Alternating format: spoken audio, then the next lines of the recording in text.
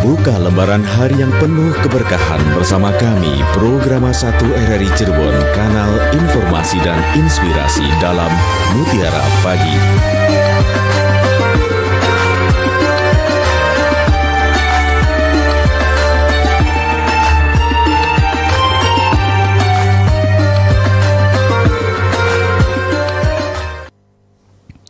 Pro 1 RRI Cirebon, kanal informasi dan inspirasi. Assalamualaikum warahmatullahi wabarakatuh. Alhamdulillah kita udah nyampe di hari yang ke-22, hari Rabu di bulan Januari 2025 di Mutiara Pagi.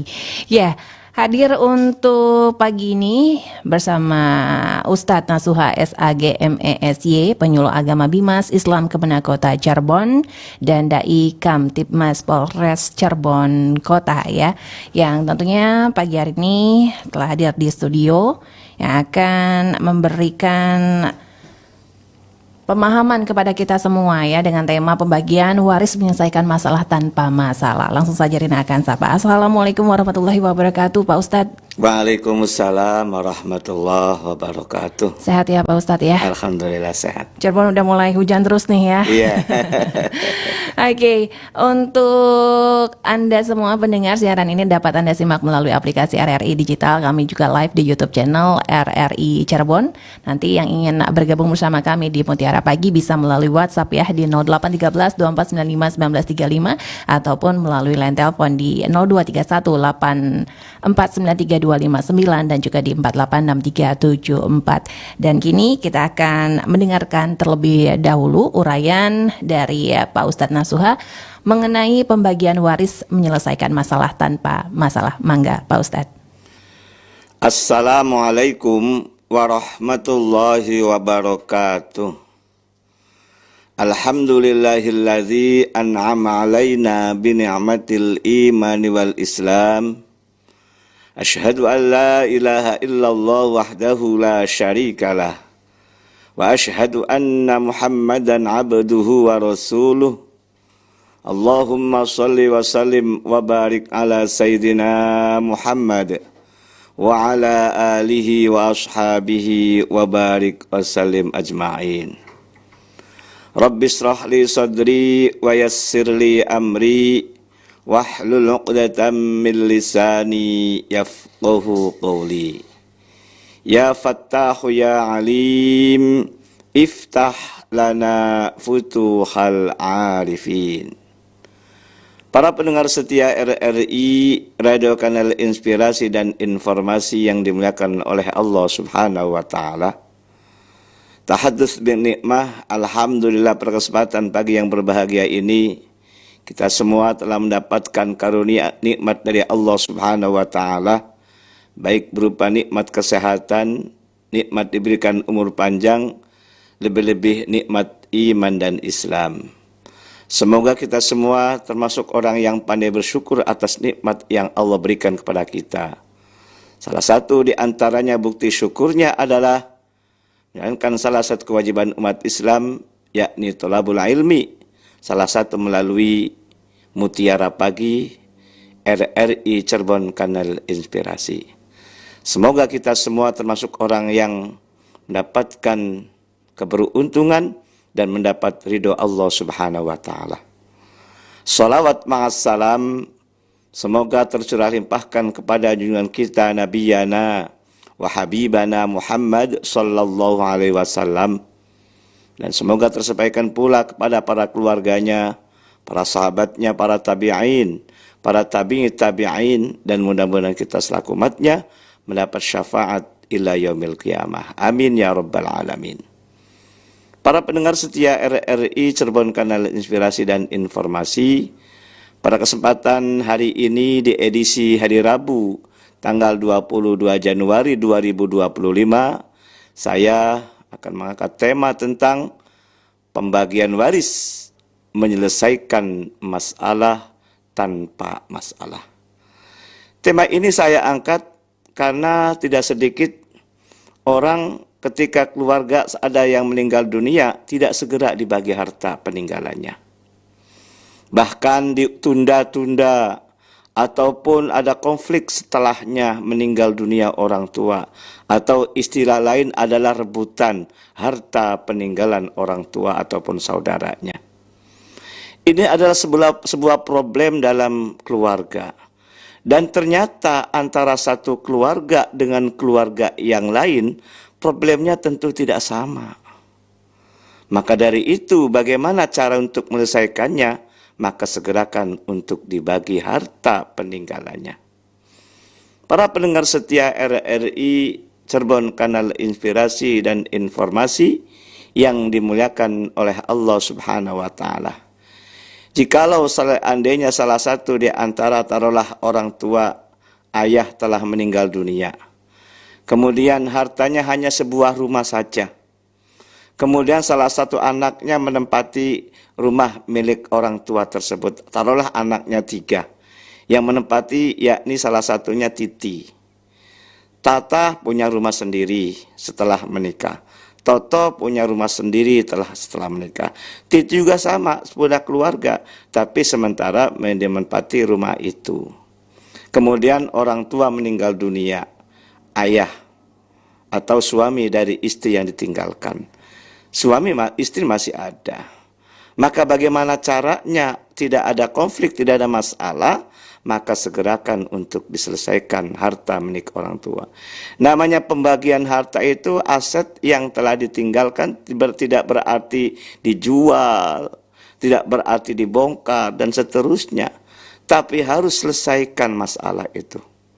Ada atau tidak ada masalah ketika salah satu di antara keluarga kita telah meninggal dunia, segerakan untuk dibagi. Lalu bagaimana cara pembagiannya dan siapa yang hadir saja?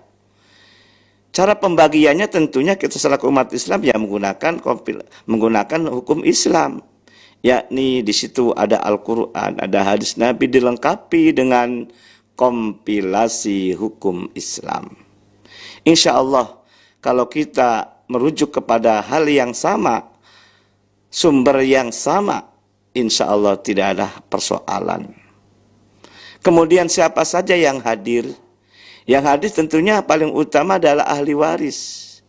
Yakni siapa itu? Kalau seandainya namanya tadi sebutkan, Tata sebagai anak pertama, Toto anak kedua, Titi anak yang ketiga, semua hadir. Ditambah dengan suami atau istrinya. Tata punya istri, maka istri di bawah. Toto punya istri, Toto pun istrinya di bawah. Titi punya suami, tentu suaminya harus hadir sebagai saksi. Di samping itu siapa lagi? Yakni tokoh agama, tokoh masyarakat. Di mana ketika membagi harta waris, tentunya ada pembaginya. Beda dengan pemberian, beda dengan wasiat atau hibah tadi ya. Beda dengan hibah ataupun wasiat. Kalau hibah atau wasiat itu pemberian, itu pun tidak boleh seluruhnya. Tapi kalau waris adalah pembagian, harus ada orang yang membagi. Pada hakikatnya yang membagi harta waris adalah Allah Subhanahu wa Ta'ala. Tentunya tidak mungkin. Maka Allah mengutus seorang Rasul, Nabi Muhammad SAW. Namun Rasulullah basyarun lakal basyar. Manusia tidak seperti manusia biasa. Tidak seperti manusia biasa mendapatkan wahyu. Manusia biasa tapi karena punya keterbatasan waktu. Artinya meninggal dunia. Bahkan sebelum Nabi Muhammad meninggal dunia, Nabi telah bersabda, al-ulama'u warasatul anbiya. Ulama adalah pewaris para nabi. Maka pewaris nabi itulah yang bertanggung jawab untuk membagi harta. Siapa itu? Para alim ulama, para ustadz, para ajengan, para kiai di tempatnya. Terutama ulama, ustadz, kiai itu memiliki kompetensi tentunya tentang mengenai harta, bagaimana cara membaginya itu. Supaya ketika pembagian itu kembali kepada Al-Quran dan hadis.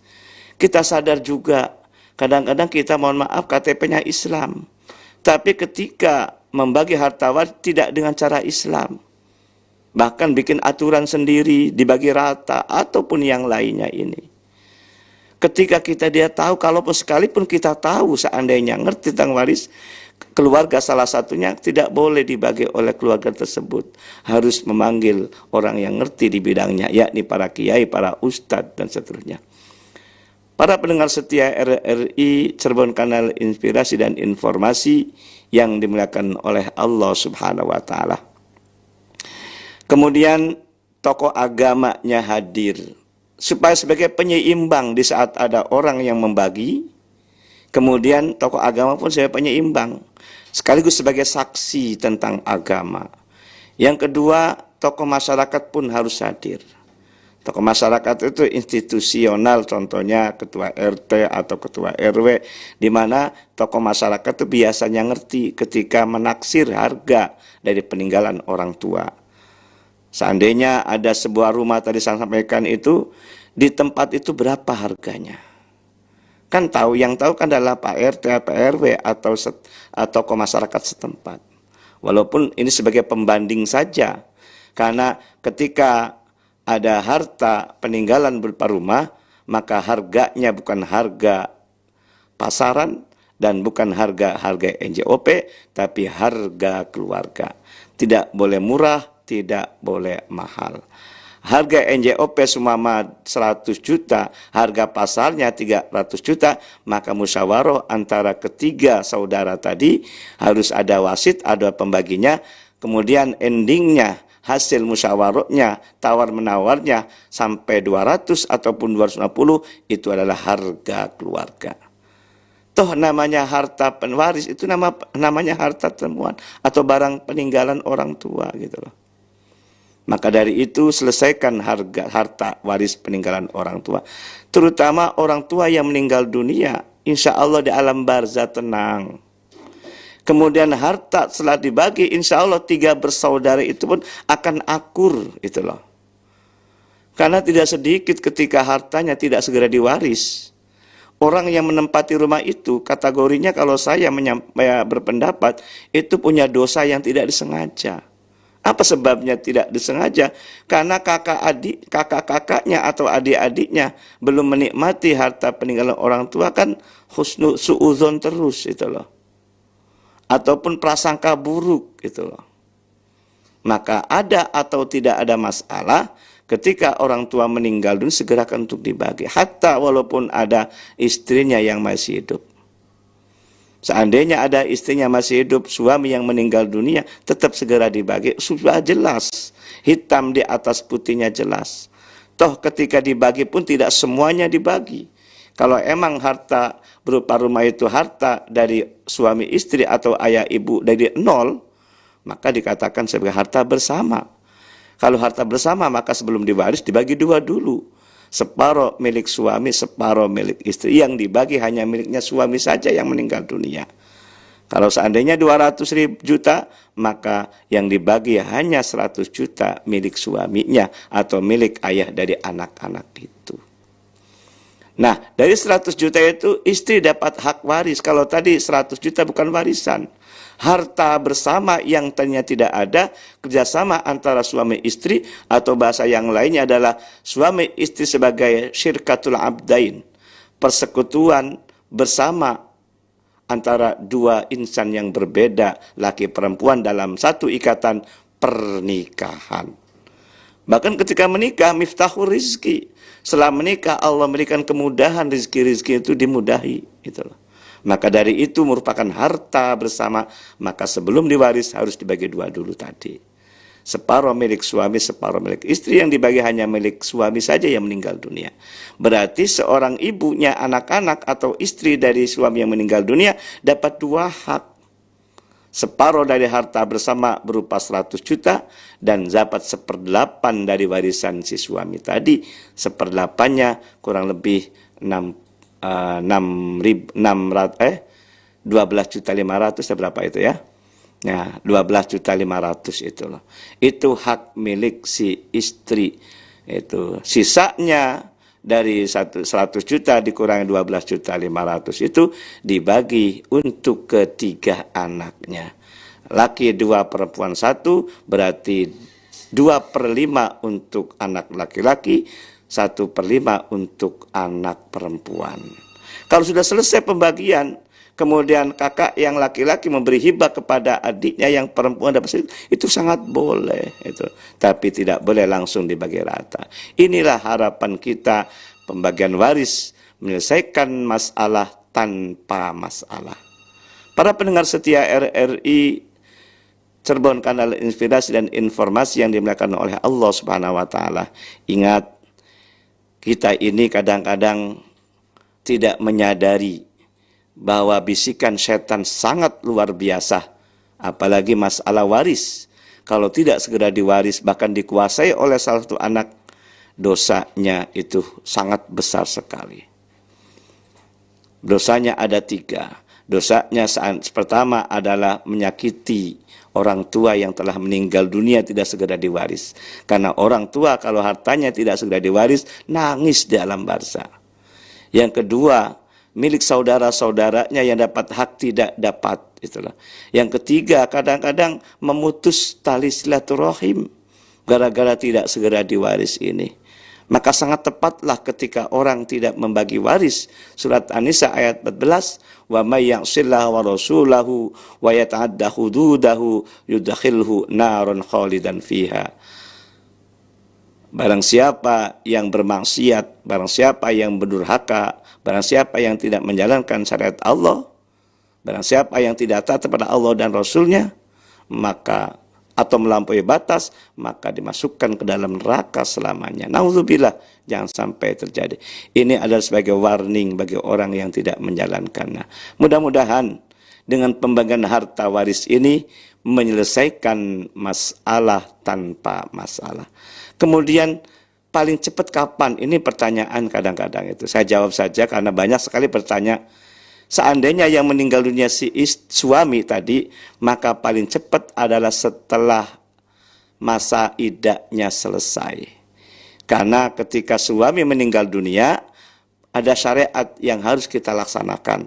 Yakni si istri pun tidak boleh pergi keluar rumah sebetulnya. Tidak boleh bersolek, tidak boleh berdandan. Yakni 4 bulan 10 hari. Setelah 4 bulan 10 hari itu, maka pembagian waris bisa dilaksanakan. Karena sebabnya apa? Karena ketika pembagian waris itu ada pihak lain. Taruhlah para kiai atau ulama tadi yang membagi ataupun sebagai saksinya. Jangan sampai kita menjalankan syariat tapi menabrak syariat yang lain. Kalau sekiranya yang meninggal dunia suami paling cepat setelah masa iddah selesai. Masa iddah selesai adalah masanya 4 bulan 10 hari. Masa itu pula sebagai jeda ataupun waktu di saat ada masalah hak adami belum terselesaikan. Seandainya si suami tadi atau ayahnya, anak-anak punya hutang, tetangganya atau orang lain. Nah, di saat itulah penyelesaian hutang. Karena hutang segerakan untuk diselesaikan. Jangan sudah bagi kemudian hutang belum terbayar. Khawatir dong, siapa yang mau bertanggung jawab kan gitu. Kalau sekiranya yang meninggal dunianya istri, maka tetap ada jedahnya. Jedahnya paling cepat adalah 100 hari. Di mana 100 hari ini minimal ketika yang meninggal dunia istri kan ada masa berkabungnya. Ataupun masa jedah menunggu ada orang yang menagih hutang. Itulah. Jangan sampai walaupun si suami ditinggal oleh istri itu ya. Walaupun yang meninggal istri ditinggal oleh tinggal istri, suami kan tidak ada idahnya kan, itulah. Tapi kalaupun tidak ada idahnya, kemudian kemarinnya meninggal, sekarangnya besoknya nikah lagi, itu ada tanda tanya kan gitu di situ.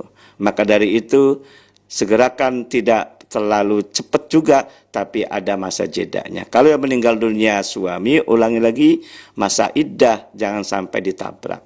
Kalau yang meninggal dunia istri, maka masa berkambungnya pun jangan ditabrak. Dan itu pun ada masa jeda saat waktu ada hak adami belum terselesaikan, yakni hutang piutang, janji, atau yang lainnya. Karena ketika membagi waris, 3 atau 4 hal harus selesaikan terlebih dahulu, yakni ta'jiduz zanazah, menyelesaikan masalah jenazah. Yang kedua, hutang bila ada. Kemudian yang ketiga, ada wasiat. Dan yang keempat Kalau harta itu merupakan harta bersama, harus dibagi dua dulu. Jangan langsung diwaris. Karena untuk menjaga hak muru'ah dari suami atau istri. Karena harta itu hasil dari jerih payahnya, susah senangnya, peras keringatnya antara suami istri tersebut. Kalau tidak dibagi dua dulu, kasihan istri. Hanya dapat 1/8 loh. Kalau tidak dibagi dua dulu, kasihan suami. Hanya dapat 1/4 loh. Yang paling banyak anak-anak, emang benar demikian? Kan gitu. Maka pola pikirnya, mindsetnya harus kita rubah. Kita kembali dari Al-Quran. Harta bersama adalah ada Al-Qurannya. Tepatnya surat An-Nisa ayat 32.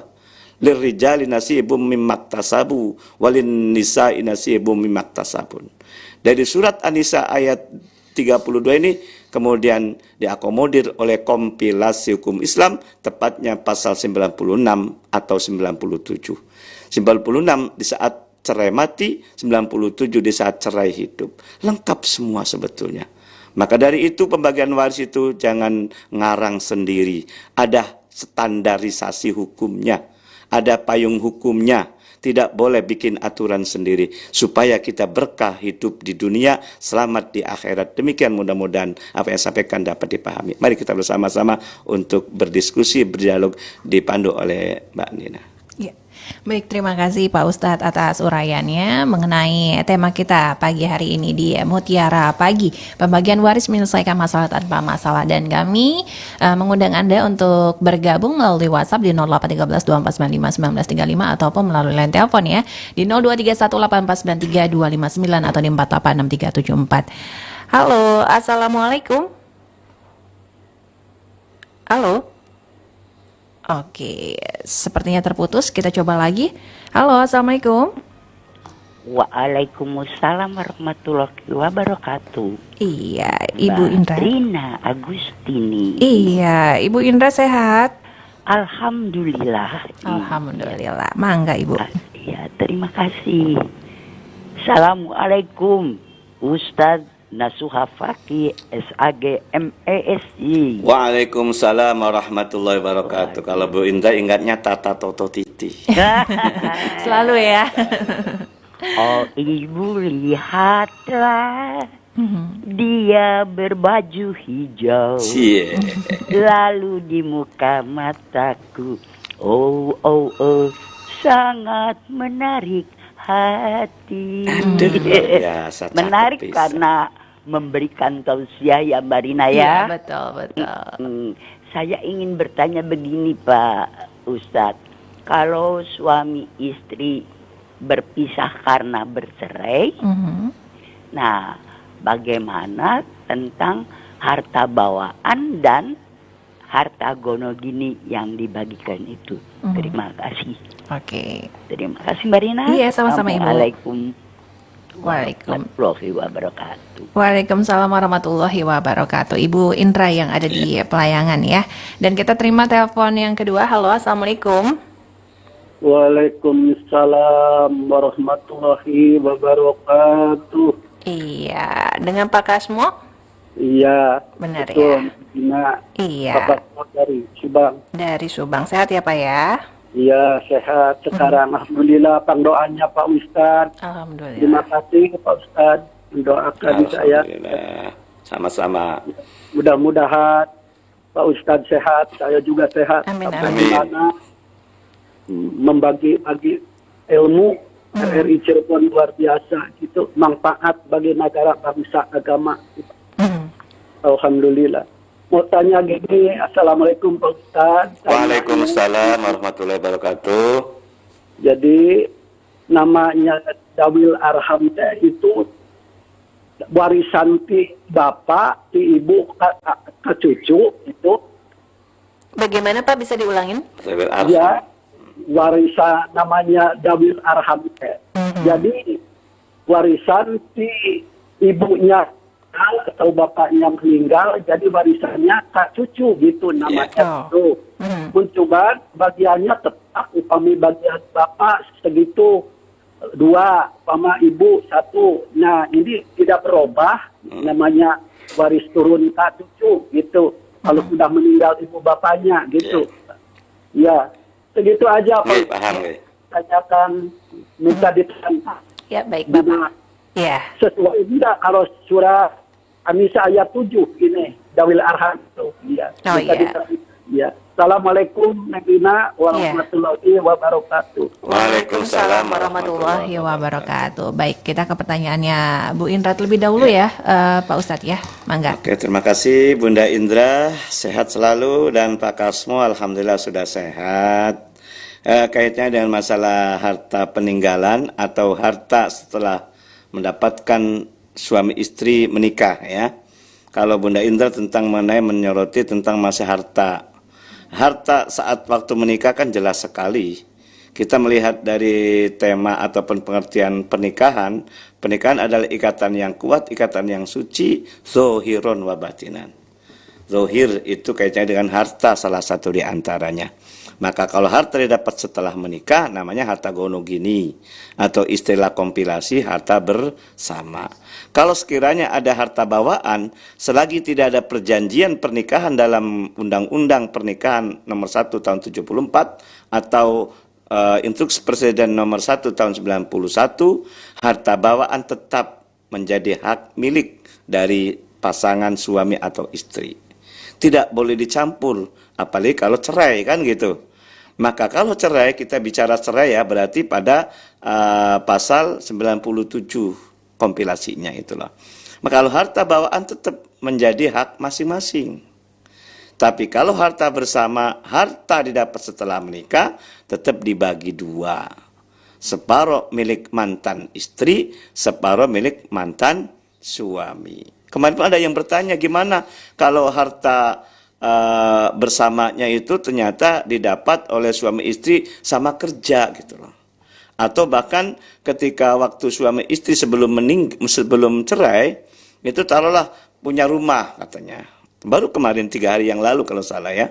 Itu rumah ini didapat hasil dari kerjaan yang sama, kemudian taruhlah 100 juta. Ternyata si istrinya hanya 40 juta, kalau suaminya 60 juta. Didapat sebelum cerai gitu loh. Kemudian cerai. Apakah itu 40, 60 itu harus dibagi dua gitu loh. Pertanyaan gitu. Sementara cerai gitu loh. Maka kalau jelas sekali itu loh. Itu dikategorikan harta bawaan juga. Sebabnya jelas. Wujudnya aininya 40, 60 itu. Itu kategorinya. Karena sebabnya apa? Supaya untuk kebersamaan, supaya tidak ada keadilan, supaya ada keadilan di situ. Nah, di situ. Karena nikahnya belum punya anak apalagi kan gitu. Malah enak jelas gitu loh. Nah, apalagi kalau harta-harta didapat sebelum menikah. Punya rumah yang lain ya gitulah. Kemudian punya mobil bukan hasil dari menikah gitulah. Gitu. Pokoknya duduk bersama insya Allah. Cuma kadang-kadang ketika cerai itu mantan suami, mantan istri itu tidak hanya sampai ke masalah harta kadang-kadang. Hanya sebatas segera cerai. Padahal penggugat baik istri ataupun suami ketika di pengadilan jangan satu masalah saja. Minimal 2. Kalau punya anak 3 gitu loh. Mana putuskan tentang perceraian, putuskan pemberian harta gonogini, dan putuskan siapa yang berhak untuk menghadonakan ataupun hak asuh anak yang ada itu gitu loh. Jadi ada 3 sebetulnya. Namanya hakim tergantung yang digugat. Kalau hanya 1 gugatan kemudian hakim memutus 3-2 itu tidak boleh pula gitu loh. Maka peran aktif sebagai masyarakat mencari keadilan itu harus proaktif juga. Jangan masalah perceraian saja, tapi harus putuskan oleh pengadilan, yakni berupa harta gonogini ataupun berupa hak asuh dari anak tersebut. Kalaupun belum punya anak, minimal 2 tadi, yakni cerainya diputuskan oleh hakim di pengadilan agama bagi umat Islam. Yang kedua, pembagian harta gonogini atau harta bersama diatur oleh kompilasi Islam, diatur oleh undang-undang pernikahan itu. Tapi kadang di masyarakat ketika cerai segera putus cerainya saja gitu loh. Itu banyak sekali masalah. Mungkin karena tidak pahamnya, maka melalui RRI ini silakan. Jangan hanya sekedar putusan perceraian, tapi masalah harta gonogini pun segera minta hakim membagi harta gonogini. Supaya jelas gitu loh. Demikian. Jadi kaitannya dengan masalah harta gonogini, harta bawaan tergantung. Harta bawaannya berapa, harta bersamanya berapa. Kemudian Pak Kasmo, alhamdulillah sehat ya di Subang. Kaitnya Zawil Arham. Zawil Arham ini muncul akibat dari, kalau melihat dari fikih waris klasik ya, itu muncul karena diselingi oleh anak perempuan. Contoh, Tata, Toto, Titi tadi gampangannya. Semuanya punya anak semua. Nah, orang tuanya Tata, Toto, Titi namanya kan kakek. Kalau hubungannya dengan anak-anaknya Tata, Toto, Titi kan? Maka siapa salah satu di antara Zawil Arham? Salah satu di antara Zawil Arham adalah anaknya Titi gitu loh. Karena apa? Dalam ilmu waris klasik itu cucu dari anak perempuan itu kategorinya Zawil Arham. Tapi cucu laki-laki atau cucu perempuan dari garis laki-laki, yakni anaknya Tata, anaknya Toto, bukan Zawil Arham. Maka di sini muncul polemik gitu loh. Maka kompilasi hukum Islam tidak mengenal sekarang adanya Zawil Arham, tapi adanya diganti dengan ahli waris pengganti. Waktu saya kuliah tahun 93-98 itu ada mata kuliah khusus tentang mengenai waris dua, tentang ahli waris Zawil Arham. Ternyata tidak digunakan ternyata. Karena problemnya banyak sekali. Cucu tidak dapat kan seakan-akan dihilangkan atau disingkirkan dari keluarga besarnya kan gitu loh.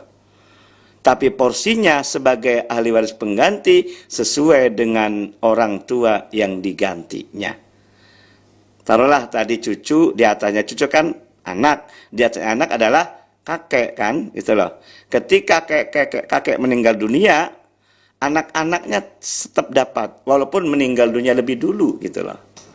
Nah, dudukan persoalan tadi, Toto dapat 2/5, Tata dapat 2/5, Titi dapat 1/5. Anaknya Titi, kalau seandainya meninggal dunia titinya, tetap hasilnya dari 1/5 tadi. Sesuai dengan ayat 7 atau ayat 11 surat An-Nisa. Kalau An-Nisa ayat 7 tentang mimma qalla minhu au katsur. Ada yang dapat banyak, ada yang dapat sedikit. Itu kan masih belum jelas sebetulnya. Kemudian ditabyinkan pada surat An-Nisa ayat 11-nya, yusikumullahu fi auladikum lidzakari mithlu hadzal unsayain. Sangat jelas. Laki dapat 2, perempuan dapat 1. Karena ada 3 anak, Tata laki, Toto laki, Titi perempuan. 2 tambah 2 tambah 1 berarti berapa Mbak Dina? 5 kan. Berarti laki-laki 2/5, laki-laki 2/5, perempuan 1/5. Nanti Zawil Arhamnya anaknya Titi gitu. Posisinya sama untuk hak baginya Titi. Nah, 1/5-nya kemudian Titinya anak 3 atau 5, ya dibagi 3 atau 5 itu. Itulah. Porsinya dari anak yang meninggal dunia itu. Tapi kalau anaknya Tata, anaknya Toto, dapat enggak? Selagi Tata Totonya masih hidup, tidak dapat. Itu loh. Karena anaknya masih hidup. Cucu ketika kakeknya meninggal dunia, anak masih ada, tidak dapat. Hierarkinya vertikal. Kalau vertikal saling menghijab atau saling menghalangi. Kalau horizontal, yakni anak pertama, anak kedua, anak ketiga namanya horizontal. Sama haknya antara anak pertama, anak kedua dengan anak yang ketiga.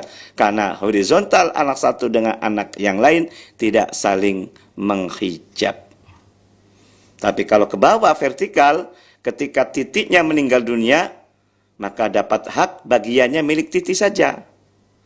Kalau anaknya masih hidup Tata Toto, maka terhijab. Jadi cucunya dari yang meninggal dunia tidak dapat. Karena masih ada Tata sebagai anaknya, Toto sebagai anaknya. Mudah-mudahan dapat dipahami. Jadi ternyata kompilasi tidak mengenal namanya Zawil Arham. Tapi tetap dalam buku saya disampaikan masalah Arham. Karena sebagai dasar awalnya sebagai fikih klasik. Ternyata namanya fikih itu selalu berubah gitu loh. Ya, tergantung dari keadaan. Demikian. Baik, dan untuk Anda yang ingin bergabung, silakan pendengar. Halo, Assalamualaikum. Waalaikumsalam warahmatullahi wabarakatuh. Ini Teh Rina ya? Iya, dari Kang Ahmad ya? Iya, kalau di Garut Ahmad Teteh Fauzan. kan di sini. Mangga. Assalamualaikum Pak Ustadz. Waalaikumsalam. Gimana keadaan Garut nih? Aman? Aman tapi lagi gerimis Pak di sini. Iya, sama. Tapi walaupun hidup sebatang kara tetap aja semangat Pak. Sebatang kara. Iya sebatang kara karena di rumah sendiri tanpa anak dan istri Pak. Kalau mau bukan promosi maaf nih. Iya benar. Promosi juga nggak apa-apa, cepet. Nambah lagi. Nikah lagi. Jangan nambah apa satu juga tidak ada itu kami ini. Begini Pak tentang masalah dua hal yang saya tanyakan tentang masalah waris kan di sini.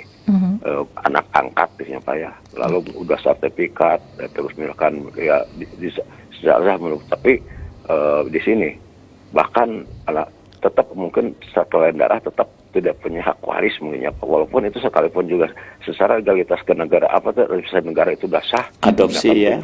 Adopsi itu kan tetap yang tapi di sini ada Pak.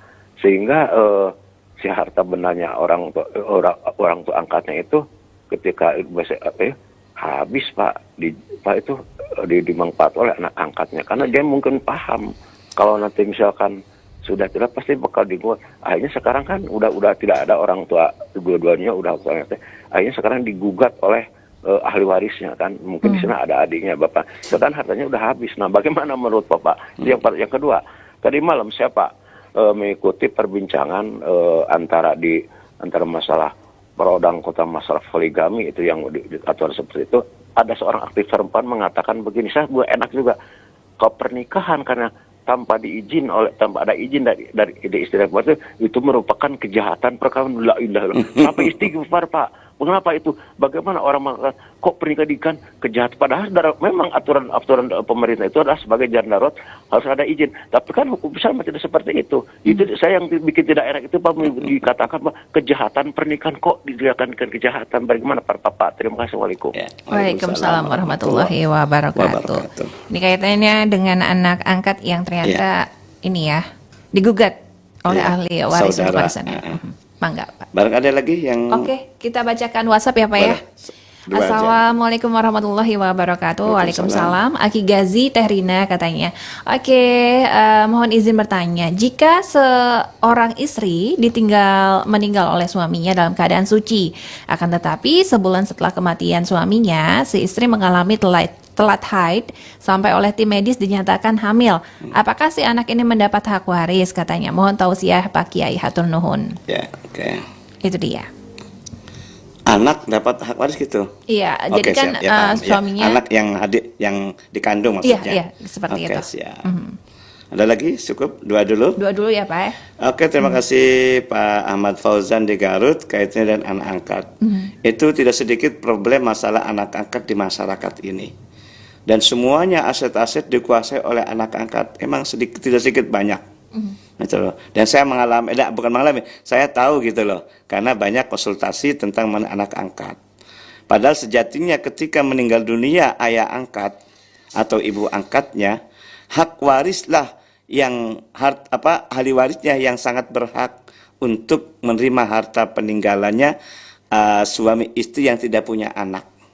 Kalau anak angkat hanya sebatas hibah, ataupun kalau lupa tidak beri hibah, ada wasiat wajibah.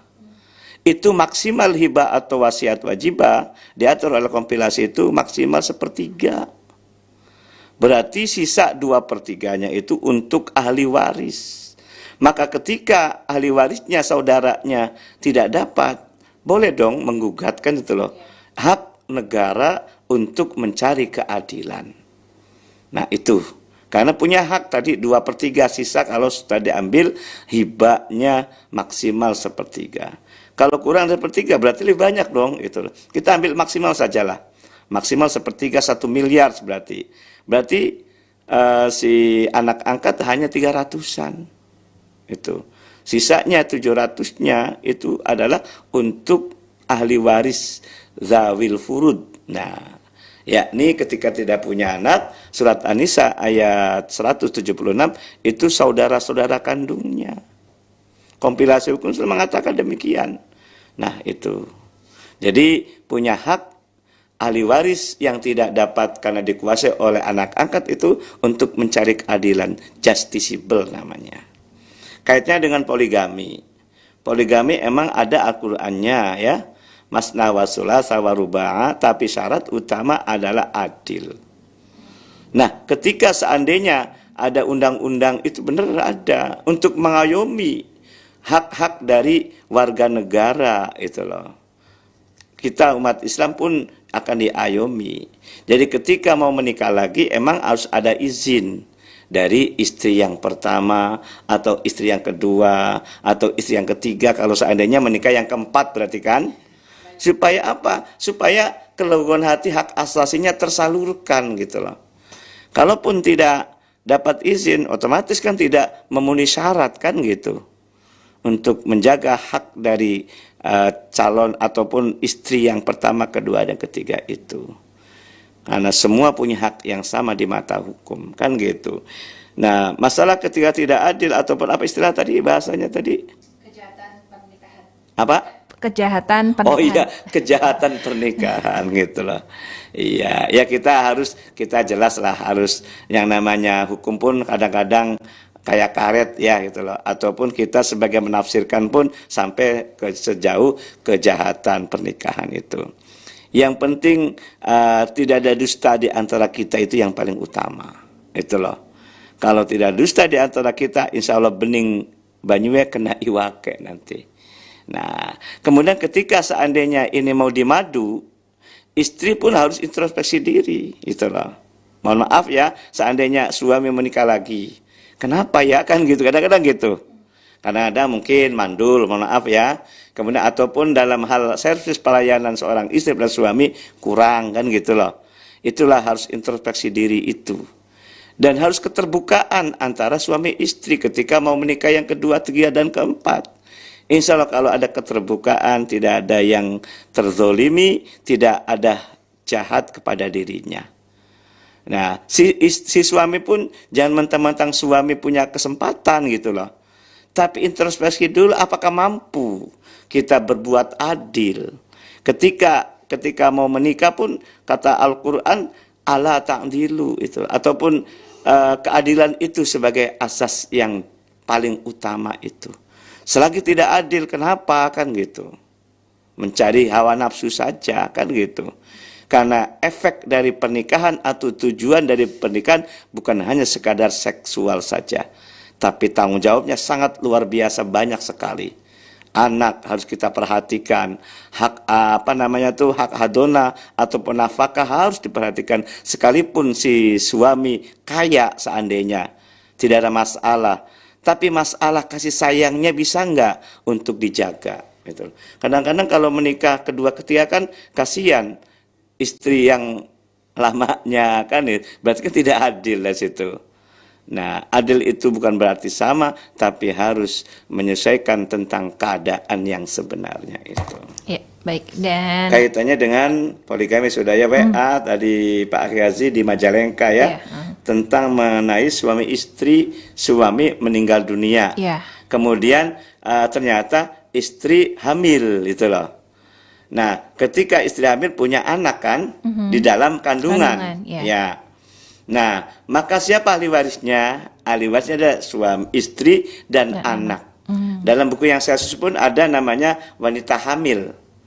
Nah, kalau bisa sabar sampai melahir anak, supaya jelas anaknya laki perempuan atau kembar gitu loh. Nah, kalaupun tidak sabar, segera diwaris boleh. Tapi harus diperkirakan anak dalam kandungan itu apakah laki atau perempuan. Sekarang kan USG ada, tapi kadang USG itu kan kadang-kadang hanya tidak sama kenyataannya. Kalau bisa sabarlah gitu loh, pembagian waris setelah anaknya lahir gitu loh. Kalau tidak sabar ada ketentuannya, diperkirakan yang lebih menguntungkan. Berarti kalau meleset berarti ada sisa kan. Nah, Nah, nanti dibagi lagi. Kalau meleset tidak menguntungkan, nanti kan siapa yang mau menomboki kan gitu.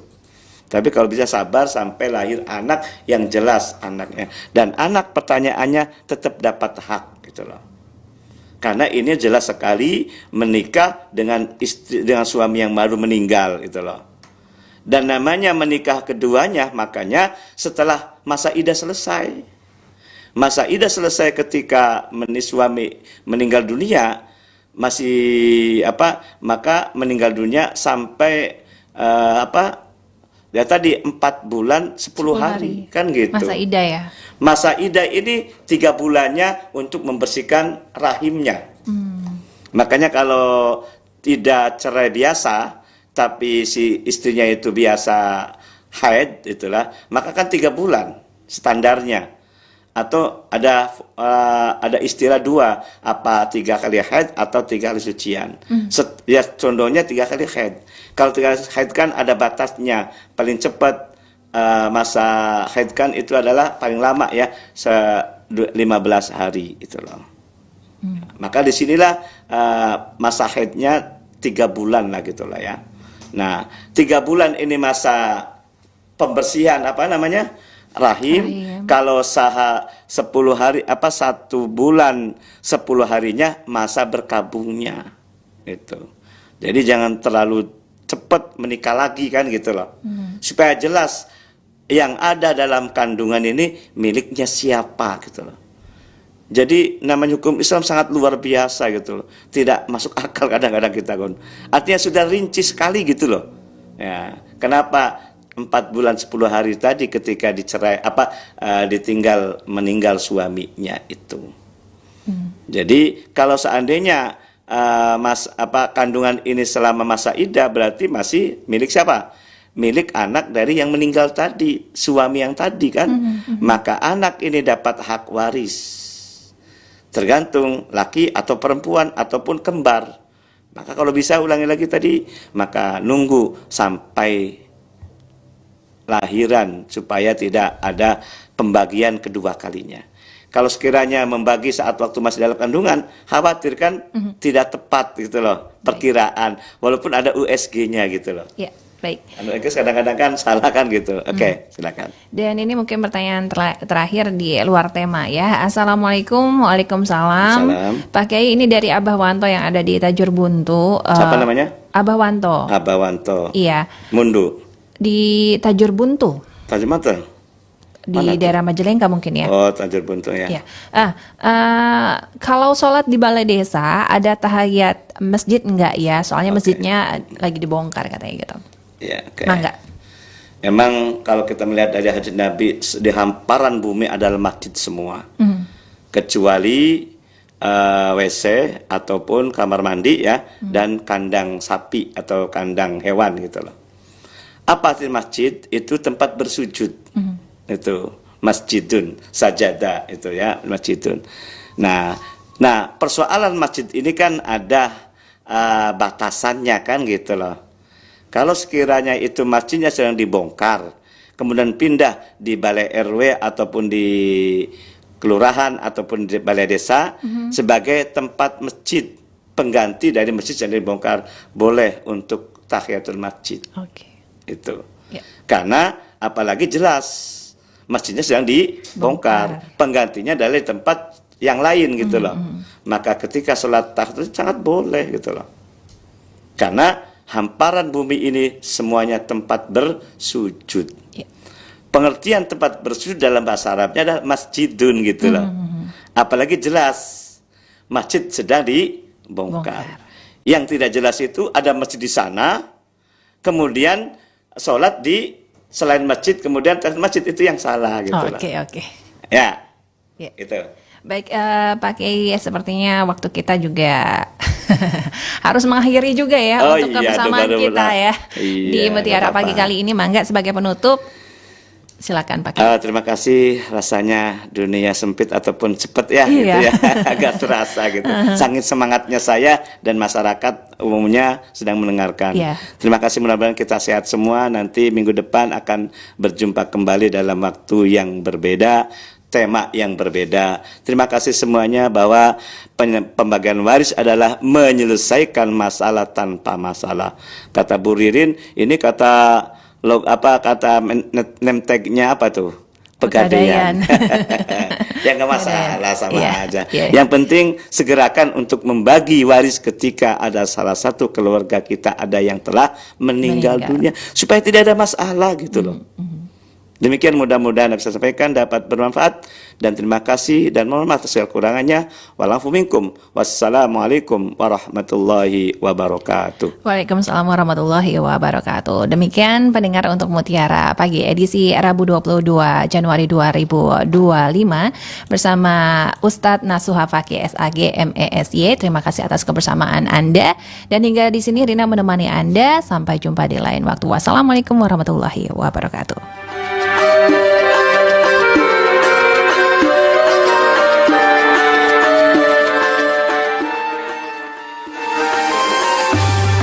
Anda sudah bersama kami dalam Mutiara Pagi Pro 1 RRI Cirebon, kanal informasi dan inspirasi.